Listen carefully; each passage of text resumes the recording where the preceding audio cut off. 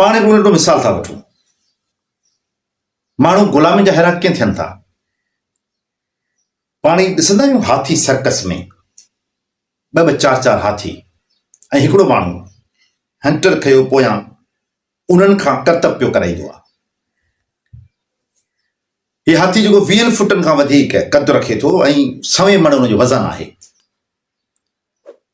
उहो बिना कंहिं वॾे कंहिं नीयर जे उहो ख़ामोश बीठो हूंदो आहे।